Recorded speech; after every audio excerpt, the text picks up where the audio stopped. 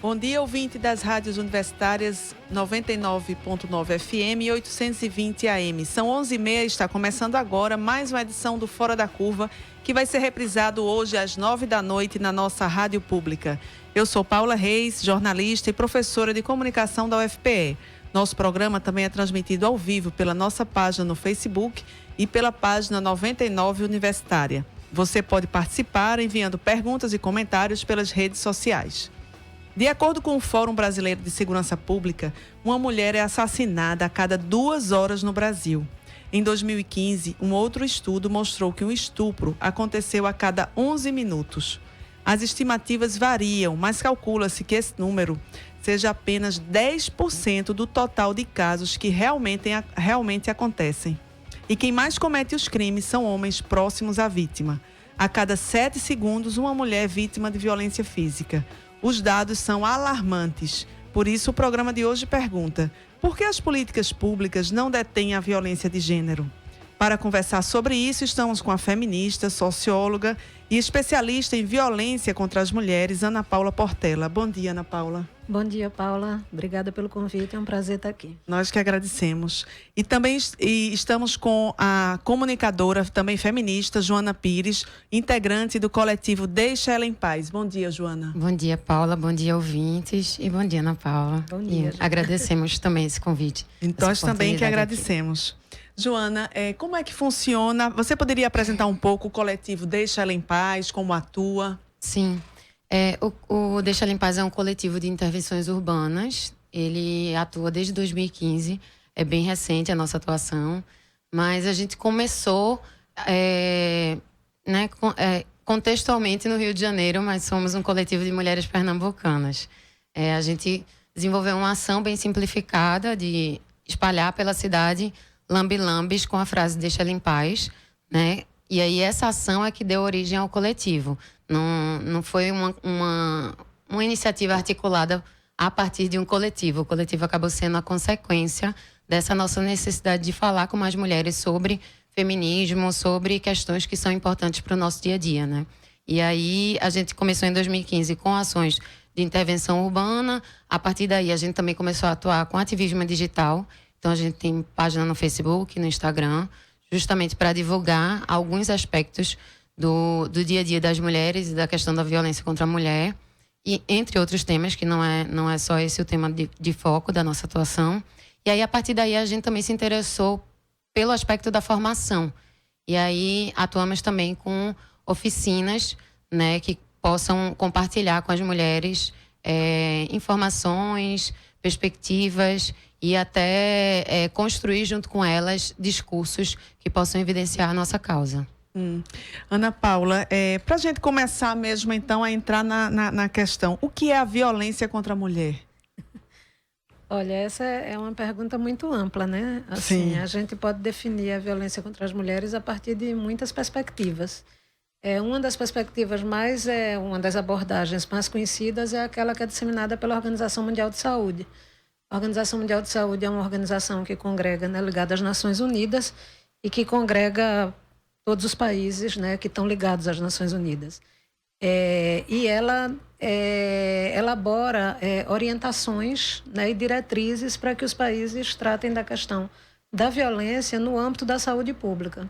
E essas diretrizes, em geral, elas são muito disseminadas, elas são muito conhecidas e terminam por organizar, por orientar não só o setor saúde, mas também, né, ações de comunicação, os coletivos de mulheres, né, a organização da sociedade civil. Pela definição da Organização Mundial de Saúde, as mulheres, a violência contra as mulheres é aquela violência, né, que ela é sofrida pelas mulheres pelo fato dela ser mulher, ou seja, uma violência que decorre da desigualdade social entre homens e mulheres, tá? Ela é geralmente uma violência que é cometida por homens, né, numa relação em que esse homem detém maior poder do que a mulher. Nessa concepção da Organização Mundial de Saúde, eles indicam que existiria 4 tipos de violência, né? Violência física, sexual, psicológica e patrimonial contra as mulheres. Sim. Essa é uma definição que ela é muito útil para quem está atuando na ponta das políticas públicas, sim, porque ao identificar o tipo de violência que a mulher está sofrendo, é mais fácil para você encaminhá-la para a assistência necessária. Então, se essa violência é física, você encaminha para o médico ou médica. Se essa violência é psicológica, ela vai para os serviços de terapêuticos. Se a violência é sexual, ela vai para o serviço que vai fazer a prevenção de ISTs, identificação de gravidez, etc. e tal. No entanto, quando a gente pensa na violência contra as mulheres do ponto de vista da sociedade ou do ponto de vista mais sociológico, a gente identifica que a violência é muito mais ampla do que isso. Sim. Né? Assim, E muito interligada, né, Ana Paula? Muito interligada. Todos Esses tipos de violência, por exemplo, nas situações de violência por parceiro íntimo, que é usualmente conhecida como a violência doméstica, elas acontecem juntas. Né? Então, uma mulher que está em situação de violência doméstica, em geral, ela sofre a violência física, sexual, o abuso psicológico, a violência patrimonial. Então, é um contexto violento que ela está vivendo. E as violências que acontecem fora, né, dessa situação, vamos dizer, conjugal ou do parceiro íntimo, elas são mais complexas e são mais amplas. A gente não pode classificar, por exemplo, o assédio que as mulheres sofrem na rua especificamente dentro desse quadro, né? Assim, o assédio que você sofre num bar, num show, num ônibus, etc. e tal. Então, é um pouco mais complexo do que isso. Mas, para simplificar, a gente poderia dizer que a violência contra as mulheres é aquela violência que as mulheres sofrem pelo simples fato de serem mulheres. Então, ela não está sofrendo a violência porque ela é rica, ela não está sofrendo a violência porque ela fez alguma coisa, sei lá, cometeu teve alguma atitude, não. Mas é o simples fato pela dela sua ser mulher. Da condição de mulher em uma sociedade em que as mulheres são valorizadas e desvalorizadas, e tudo aquilo que é associado às mulheres, tudo aquilo que é associado ao feminino é desvalorizado com relação àquilo que é masculino. Ô, Joana, a questão do relacionamento abusivo, como é que a gente pode caracterizar esse relacionamento e como a mulher pode também identificar? O relacionamento abusivo é um dos aspectos mais complexos, né? A gente diria sobre toda essa curva de violência que as mulheres vivem e são submetidas, porque ele é difícil de identificar e ele é muito pautado numa educação que a gente recebe de valorização de um amor romântico que geralmente subjuga a mulher como ser humano, né? Um dos aspectos da lei de feminicídio recentemente aprovada, né, em 2015, é que ela enquadra violência doméstica, menosprezo e discriminação. E esse menosprezo, ele é no sentido de considerar a mulher um ser que não é dotado de controle e de poder sobre si mesmo. Né? E aí, talvez, se a gente pensar, o assédio na rua, ele é uma evidência disso, né? E o relacionamento abusivo, ele se pauta totalmente nessa perspectiva de que a mulher, né, a companheira, a mulher que faz parte desse relacionamento, ela não tem o poder de decisão, ela não tem um poder de uma individualidade formada e um poder de enfrentamento, né, e de controle sobre sua própria vida. Então, ele é pautado numa série de práticas que são muitas vezes tratadas de forma naturalizada, por exemplo. São confundidas com a proteção, o cuidado do companheiro, né? Com certo até paternalismo, né? Que é uma perspectiva de que o companheiro ele pode atuar como uma espécie de pai da mulher, né? Da sua companheira. E aí, muitas vezes, uma das estratégias, né? Que acabam sendo mais utilizadas nessa perspectiva é a de que a mulher, ela não tem muito poder de decisão, nem de discernimento. Então, tanto ela é tratada como se ela fosse louca, né? É uma palavra que é muitas vezes explorada, como ela acaba se questionando se ela tem respondido de forma sã mesmo, se aquela rotina ela é uma rotina que ocorre por conta dela, por culpa dela. Podia dar alguns exemplos práticos porque é uma linha muito, muito tênue, né? Entre o que parece ser uma proteção, mas que, na verdade, está camuflando um relacionamento abusivo, Isso. né? Olha, práticas, o deixa ela em paz, comportamentos. A questão do relacionamento abusivo é uma questão que chama muita atenção da gente. Então, no ano passado, a gente fez 2 ações que buscavam tocar essa questão, né? Uma era justamente em novembro, né, no Dia de Combate à Violência contra a Mulher, que era com um quiz, oferecendo para as mulheres. A gente distribuiu esse quiz no formato de zine pelas ruas do centro da cidade do Recife, no Rio de Janeiro também. E esse quiz tinha umas perguntas, né, que buscavam despertar na mulher essa perspectiva, essa tensão de que talvez ela estivesse vivendo um relacionamento abusivo. E a gente fez uma outra ação que era uma ação até mais humorada, mais bem-humorada, para o Dia dos Namorados, que era Amar Não É. Talvez vocês tenham essa referência, né? Que era aquele quadrinho de figurinhas. Isso. Que era Amar É, e ele trazia dois personagenzinhos e como o amor estava inserido na vida deles, né? E aí tinha Maré, querer estar tarará, com a pessoa sempre, sei lá, brincadeiras nesse sentido. E a gente fez, né, releituras do que seria Amar Não É. E aí Amar Não É querer saber onde você está o tempo todo, né? E aí aquela prática de muitas vezes o companheiro mostrando que não há uma relação de confiança, isso, né? está sempre tentando acompanhar o dia a dia, o que a companheira está fazendo, Controle. né? O controle exatamente sobre a rotina. Ou amar não é dizer que não pode dividir você com ninguém. Às vezes existem situações de alienação mesmo do convívio da mulher com seus familiares, com suas amigas, com seu grupo de amigos, até com pessoas no ambiente de trabalho, porque essa relação pautada na desconfiança não se sustenta mediante essa convivência social. Ou amar não é dizer que não vive sem você. Muitas vezes a gente interpreta esse tipo de fala como provas de amor, né? Porque a gente está tão educado para lidar com o amor romântico idealizado. Exatamente, que a gente não consegue entender que ele não é pautado numa relação de equanimidade. Mas uma das coisas que a gente gosta de reforçar é que o relacionamento abusivo, ele não só se estrutura em relacionamentos heteronormativos, não, né? Heterossexuais. Muitas vezes ele acontece em relacionamentos homossexuais que reproduzem também comportamentos da norma hétero, né? Da heteronormatividade, que é pautada muitas vezes nesse poder masculino, nessa masculinidade mais opressora, mais violenta, autoritária, e uma atuação feminina mais complacente, mais resiliente, enfim. Ana Paula, como a gente pode avaliar os avanços, né, das políticas públicas baseadas nas leis, né, específicas que protegem a mulher, a Lei de Maria da Penha e a Lei do Feminicídio? Olha, a gente tem que olhar para essas leis e para as políticas públicas que são implementadas aqui no Brasil pensando num período largo, né? A gente precisa pensar no período do início da redemocratização, em que a gente não tinha nada, e pensar o que é que a gente tem hoje. Se a gente observa de 1988 até agora, temos avanços imensos, sobretudo porque essas duas leis que você cita são leis que elas incorporam no seu próprio texto a proposição de oferta de serviços. Então, elas não são leis que elas ficam restritas ao aspecto legislativo ou jurídico, mas ela chama o Estado, né, ou obriga o Estado a oferecer serviços de atenção às mulheres.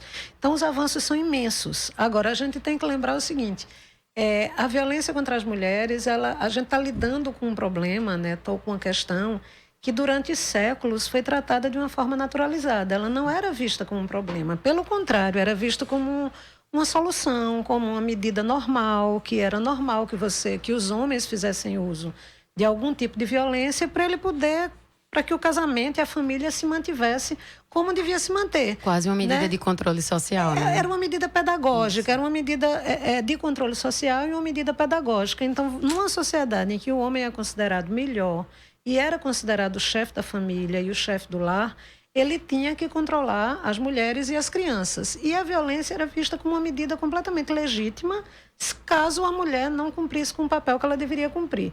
E qual era esse papel? Era ser submissa, né? Então, ela tinha que cuidar da casa, tinha que educar as crianças, tinha que servir sexualmente seu marido, tinha que ser muito gentil, muito educada, calada, não podia ter ideias próprias, esse tipo de coisa. Então, até os anos 70, que é quando o movimento feminista começa a tratar da questão aqui no Brasil, até os anos 70, isso era visto como uma coisa natural, não era crime, certo? Não era condenável, era alguma coisa que, quando acontecia, no máximo, as mulheres que eram próximas das vítimas, elas se sentiam penalizadas, porque a outra estava sofrendo. Mas a conversa que se tinha com ela, olha, mulher, melhora, sabe? Melhora, para Ou seja, fazer se isso. enquadre, né? Se enquadre, claro. Desiste desse curso, sai desse trabalho, tu não está cuidando dos meninos e tal.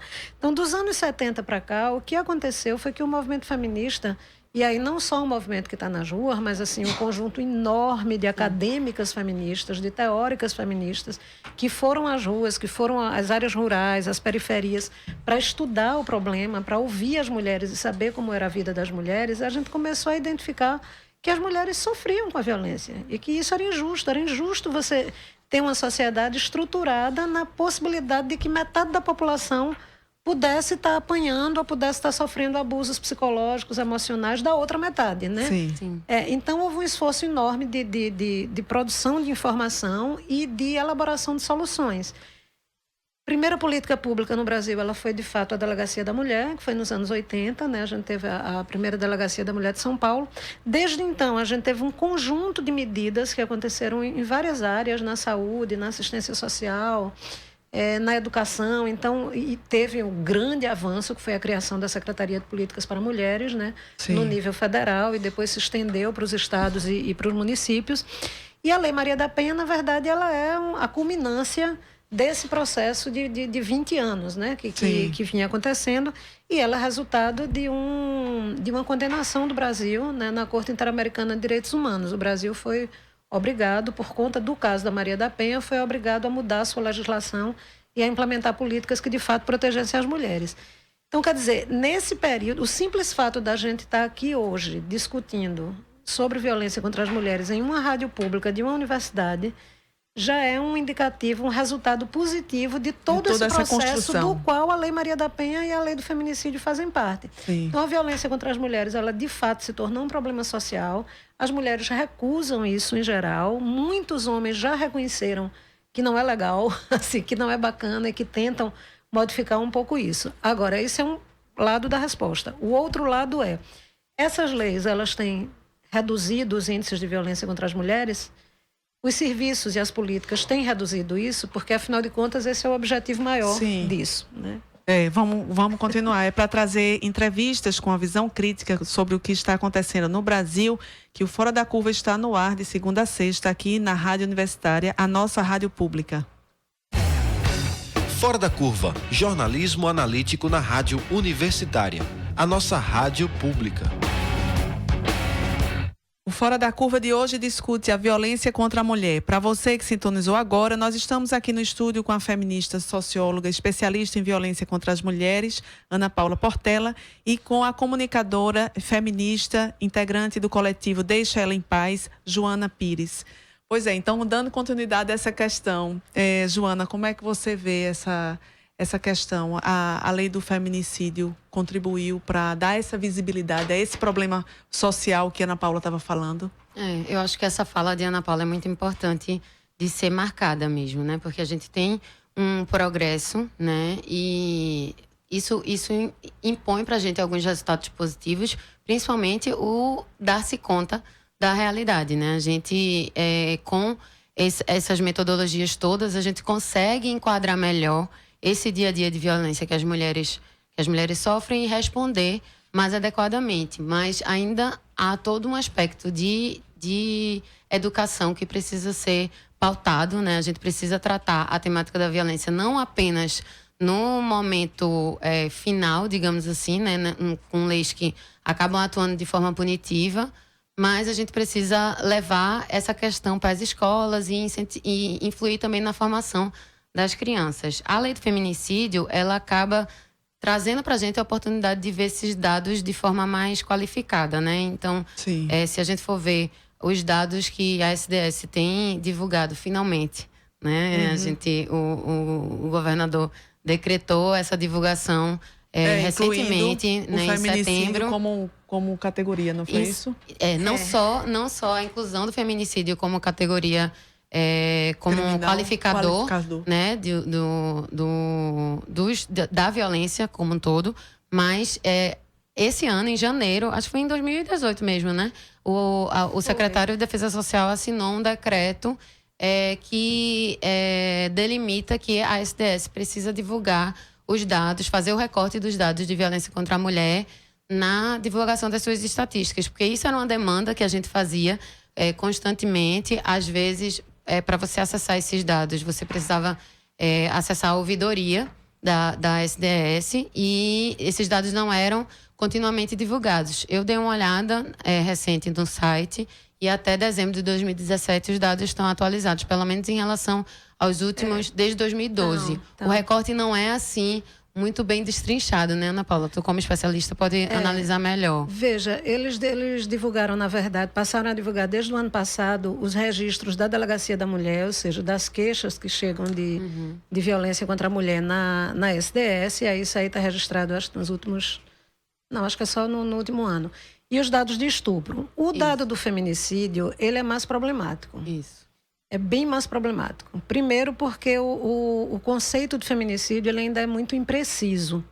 Né? Em todas as legislações aqui na América Latina, e a brasileira também, se você observar direitinho a maneira como se conceitua o feminicídio, ela é muito larga. Então, o fato de você dizer que o feminicídio é um crime, é um homicídio, que é cometido pelo simples fato da mulher ser mulher, produz um universo imenso de situações em que isso acontece, porque não é possível você viver sem a determinação do seu gênero. Qual seria a situação em que uma mulher é assassinada em que o gênero não opera?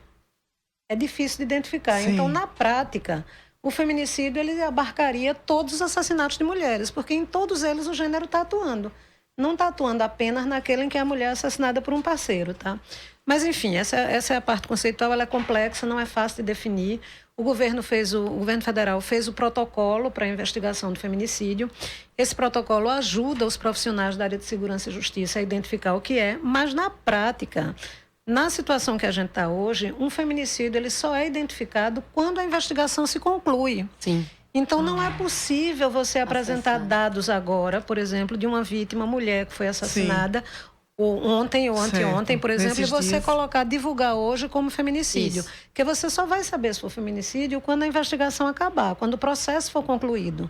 Aliás, na verdade, é quando houver o julgamento e o cara for realmente identificado como culpado. Certo. Aí a gente vai saber, porque para saber se foi feminicídio, a gente precisa da motivação, a gente precisa da situação e do agressor. E saber quem foi o agressor. E a relação que esse agressor tinha com a vítima para a gente poder compreender. Então, é muito difícil, com a morosidade da justiça que a gente tem e com a morosidade das investigações criminais aqui no Estado, é difícil a gente conseguir chegar a um volume, chegar próximo, né, da informação realmente consistente com o que acontece na realidade. Então, nesse sentido, eu não me preocupo com a divulgação ou a não divulgação dos feminicídios, porque o que eles estão divulgando, inclusive, me assusta. Eu acho que o ano passado... se eu não estou enganada, foram divulgados 60 casos de feminicídio, 62, quando a gente teve 400 mulheres que foram assassinadas no Estado, ou em torno disso. Os dados que a gente acessa, eles não refletem nem de perto a realidade, né? Não, e eu fico me perguntando... A gente lida muito com, principalmente, se a gente pensar, os dados de violência contra a mulher são os registros, né? São as denúncias. Mas no caso do homicídio, não. No caso do homicídio, a gente está lidando... a gente tem um bom registro. A gente quase não tem subnotificação. E Pernambuco é um dos estados que melhor registra o homicídio. Que melhor registra. Mas vejamos, a gente teve em torno de 400 mulheres assassinadas no ano passado. 60 foram feminicídios. As outras 340 não importam? O que isso aconteceu significa? Com elas? E o que isso significa em termos de política? Sim. A política de enfrentamento da violência contra as mulheres é uma política de enfrentamento do feminicídio, ou seja, dessas 60 e as outras 340. Assim, na minha perspectiva, a política de enfrentamento da violência contra as mulheres, ela tem que ser o que o seu nome diz. É uma política de enfrentamento à violência contra as mulheres. Todas as violências, assim... O feminicídio, tal como ele está definido na lei hoje, ele é um tipo de violência, assim como a violência doméstica. As mulheres sofrem várias outras. E aí, na minha perspectiva, parte do problema dos resultados pífios dessas políticas, e aí já respondendo a pergunta que eu coloquei no bloco anterior, né, se essas políticas têm ajudado a reduzir as taxas de violência contra as mulheres, a minha resposta é não. A gente o que é que está faltando? No Brasil, as políticas estão erradas, elas estão limitadas, elas são boas, elas exerceram um impacto cultural muito importante, elas protegem a vida de algumas mulheres, mas elas não são capazes ainda de efetivamente reduzir os índices de violência. E parece especialmente os índices de homicídio. A taxa de homicídio no Brasil, de homicídio de mulheres, não tem caído. Em alguns estados ela tem aumentado. Pernambuco é um desses estados. Paraíba também. É preciso se perguntar por quê. Na minha perspectiva, essas políticas não funcionam porque elas não estão olhando para a realidade concreta das mulheres que estão morrendo, que estão sendo assassinadas. Elas estão baseadas em um corpo teórico sobre violência contra as mulheres que está muito longe de responder e de descrever o que as mulheres efetivamente vivem no seu dia a dia. E parece que muitas políticas também atuam nas consequências, ou seja, na assistência pós-crime. Não é isso? Está faltando, parece que está faltando alguma coisa anterior. Falta muita coisa. Que ajude a mulher na prevenção, ou seja, na política social, nas políticas sociais. Falta não é? muita coisa. E as coisas que... Quando eu digo que falta muita coisa, eu não estou querendo dizer que o problema ele é mais complexo do que é, não. Eu acho que ele é mais simples. Eu acho que complexo é você tentar lidar com um problema social se baseando numa compreensão, numa formulação teórico-conceitual que não responde à realidade. Mas se você, de fato, olhar para a realidade, você vai ver que, primeiro, 90% das mulheres que são assassinadas no Estado são mulheres jovens, muito pobres e negras, que vivem em territórios precários das periferias das grandes cidades, especialmente da região metropolitana. Se você faz um mapa do crime, um mapa da violência letal contra as mulheres, você vai identificar que existem poucas áreas em que acontecem muitos casos. Então, políticas públicas direcionadas para esses territórios, como um choque de políticas, certo? E aí não só políticas de segurança, mas políticas de urbanização, políticas de renda para as mulheres, de trabalho, inserção no mercado, moradia, creche, educação para as crianças. Um choque de políticas aí vai dar um resultado positivo sobre essas taxas de violência letal muito rapidamente. Em 2 ou 3 anos você teria resultados disso. Agora, você ter uma política genérica, universalizante, que você vai fazer oficina e campanha para o Estado inteiro, né? Para todas as mulheres, você não vai resolver nada. As negras e pobres e jovens vão continuar morrendo como continuam. Como é que vocês veem, por exemplo, a Prefeitura do município do Paulista, por exemplo, né? Amanhã homenageando as mulheres, oferecendo um curso de defesa pessoal. Como é que vocês veem esse tipo de ação, assim, de uma política pública? Quer dizer, que não é uma política pública, na verdade é um evento, né, para marcar o Dia da Mulher. Mas no shopping, defesa vai ser num shopping de Paulista. Então, isso é interessante, não é? É muito limitado, enfim, como é que vocês veem? A gente acaba confundindo ações paliativas com políticas públicas, né? Por exemplo, uma polêmica recente que a gente viveu na cidade foi a questão do vagão rosa.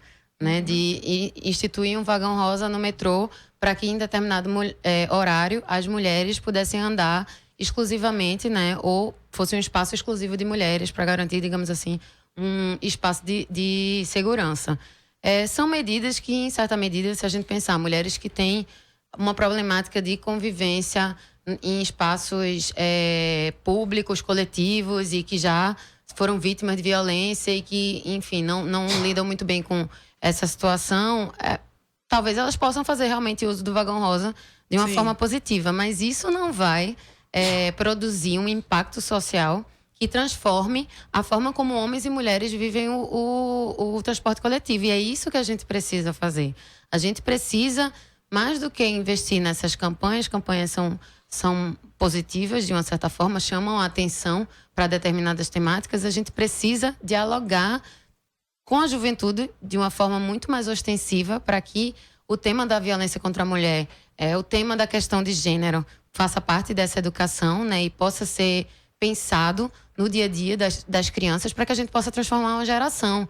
A gente tem que dialogar com a geração de adultos também, mas a gente precisa começar a investir de forma mais intensa numa formação educacional que transforme a ação dessas crianças quando elas se tornarem adultas, né? Então, fazer uma oficina de defesa pessoal, oferecer uma oficina de defesa pessoal para mulheres é um paliativo ou é uma ação pontual interessante, talvez, ou pelo menos para determinado grupo de mulheres, mas não pode ser compreendido como uma política pública, né? É mais uma ação comemorativa, celebrativa, digamos assim, né, de uma data como amanhã, do que a gente pensar de forma clara em atuações que possam repercutir mais intensamente, né, na sociedade.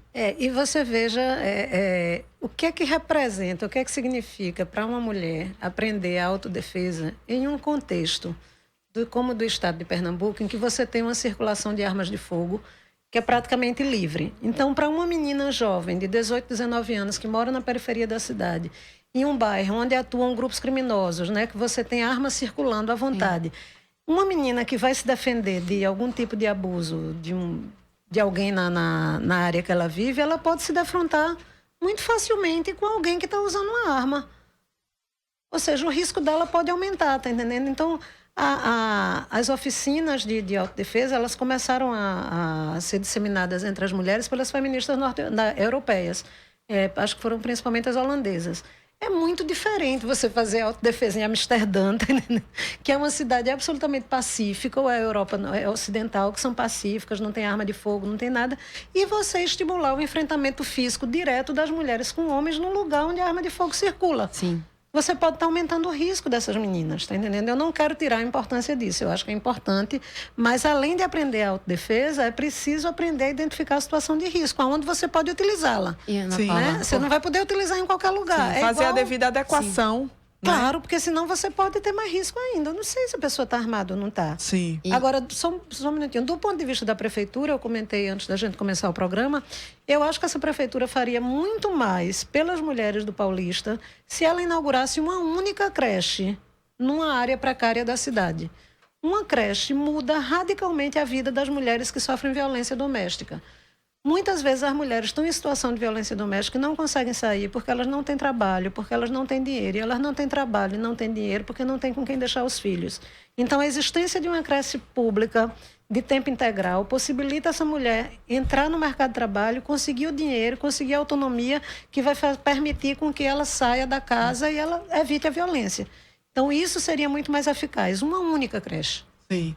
Joana, e a questão... Só um outro aspecto em relação a essa questão da mídia. Essa oficina da defesa pessoal é muito curioso como é pautado na vítima, né? Sim. E aí você é aquele velho clichê de ensinar meninas a não serem estupradas, Exato. mas não ensinar os homens a não estuprar as mulheres. Então, talvez quando a gente fosse debater violência e pensar ações, até ações pontuais mesmo de abordagem dessa temática, a gente pudesse tratar os homens como um público-alvo também, Claro. porque a gente conversa muito, as mulheres debatem muito, têm lutado, têm se manifestado constantemente, mas a gente precisa que os homens também comecem a debater e a questionar a violência contra a mulher e essa desigualdade de gênero para que isso seja efetivo. Não adianta a gente dialogar só com o 50%, a maior parte da população, que seriam as mulheres. A gente precisa que a outra parte também participe ativamente.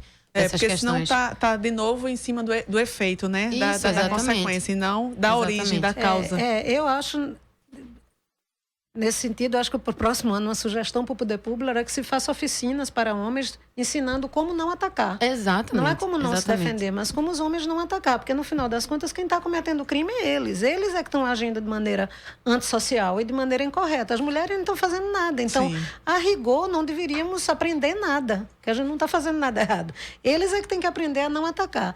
Essa é a mesma lógica que está por trás da ideia da casa-abrigo. Desde o ano passado que eu estou, aonde eu vou, eu estou fazendo a defesa agora de casa-abrigo para os homens. Só para situar o leitor um pouco o que é a casa-abrigo. A casa-abrigo, ela é um equipamento social que é muito útil, importantíssimo, porque nesse contexto de violência letal que a gente tem aqui no Brasil, ela de fato protege salva a vida de muitas mulheres e crianças. Então, aquelas mulheres que estão realmente em risco de vida, estão vivendo com um parceiro que ameaçou que vai matá-la, que já bateu nela, que ela já foi internada, já teve lesão por conta da violência masculina, elas procuram o poder público e ela é retirada de casa para se afastar desse agressor. E a vida dela é salva. Mas, veja, é uma política em que você prende a vítima.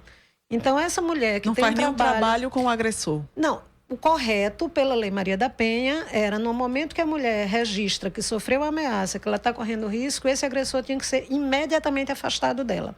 No entanto, como a justiça não funciona, não se consegue afastar esse agressor. Né? Então, tem se tentado a história da tornozeleira, né? Tenta dar a medida protetiva para afastar, mas não consegue fiscalizar. E aí o que acontece? Prende-se a mulher. A mulher sai da casa dela com as crianças abandonam a escola. ela abandona o trabalho, fica longe da família, não pode telefonar, não pode receber visita, fica 3 meses, às vezes 4, tem mulher que já ficou até 6 meses na casa-abrigo, né? Ou seja, ela é presa. Isso é de uma injustiça enorme, isso produz um sofrimento psicológico enorme nas mulheres e nas crianças. E não resolve. E o cara que é o efetivo agressor, ele continua na rua, no trabalho dele, fazendo o que ele normal, quer. E aí eu tenho defendido que as casas-abrigo se transformem agora em casa-abrigo para homem. Então, no período em que a justiça não funciona, bota esses homens lá dentro, vai fazer ação educativa com eles, tá entendendo? Vai ensinar, vai estudar, vai fazer, sei lá, alguma coisa, inventa alguma coisa para fazer com esses caras, mas prende eles. Eles é que tem que sair do trabalho. Sim. Eles é que tem que sair do convívio com os amigos. Eles que tem que sair do convívio com a família. Sim. E não as mulheres e as crianças. Eles é que precisam ser corrigidos. Exatamente. E não a mulher. E as mulheres sofrem uma outra violência no momento em que elas são afastadas do cotidiano, entende?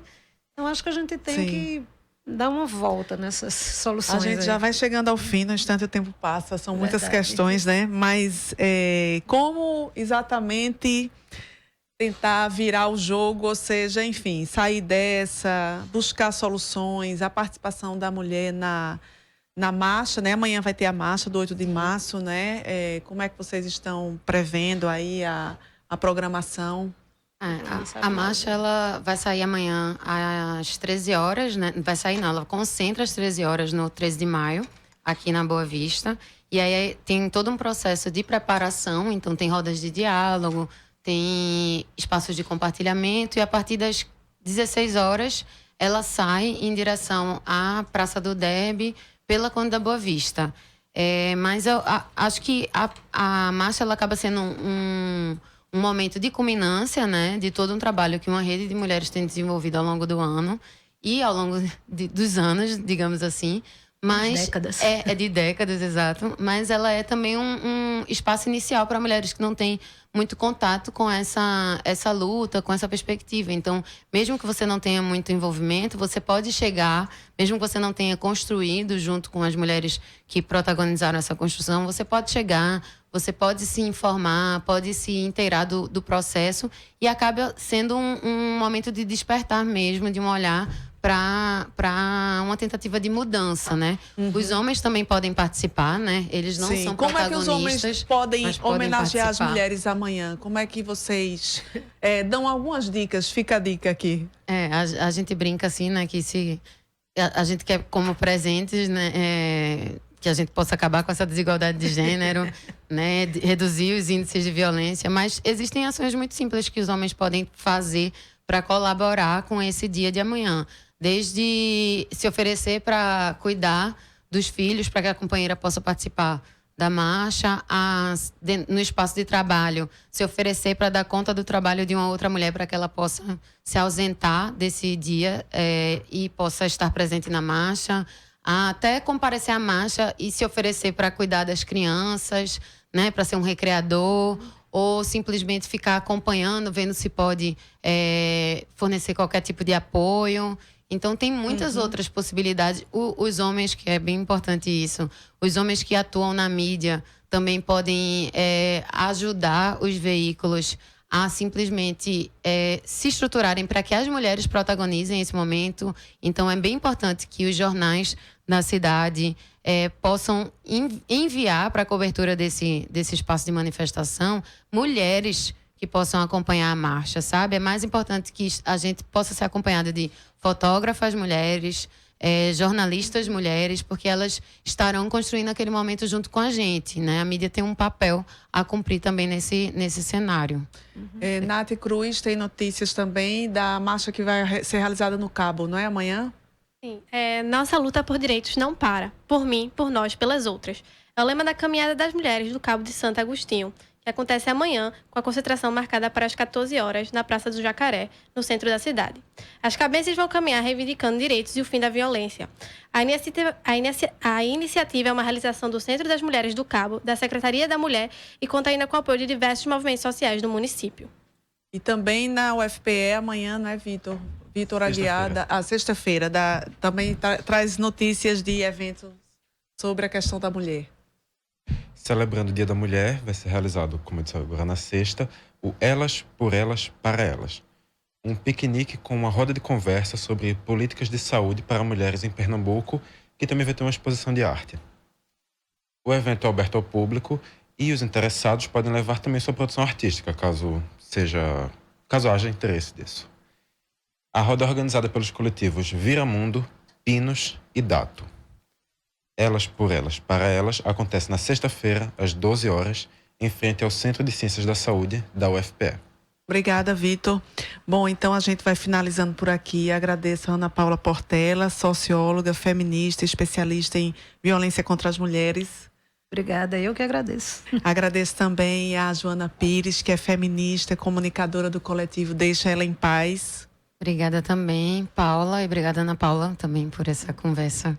Bom, e a gente vai ficando por aqui. Amanhã, essa discussão sobre a questão da mulher continua com Eduarda Rocha, que vai discutir: o golpe foi mais duro para as mulheres? Então, nós ficamos por aqui, nos trabalhos técnicos Chico Rocha, nas redes sociais Nath Cruz e Vitor Aguiar. A produção foi minha, Paula Reis e de Nath Cruz. Tenham uma boa tarde.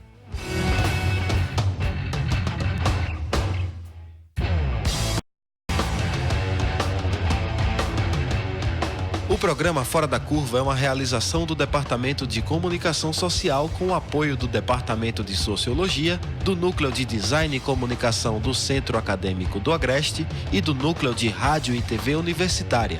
Parceria com o Marco Zero Conteúdo, Centro de Cultura Luiz Freire, Centro das Mulheres do Cabo, Centro Sabiá e Terral Coletivo de Comunicação.